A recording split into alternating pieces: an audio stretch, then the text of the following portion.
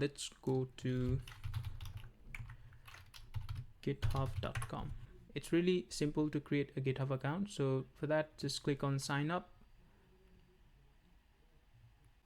and then you'll have to enter your email address. So whatever email address that you want to use, you can put it here.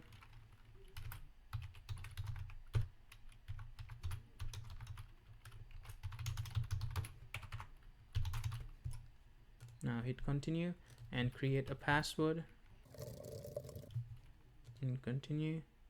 Enter username, whatever you want.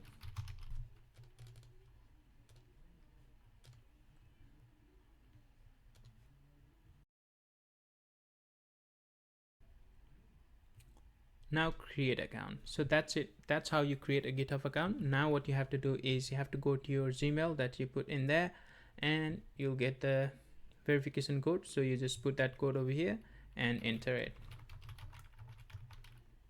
Thank you for watching this video, and I'll see you in the next one.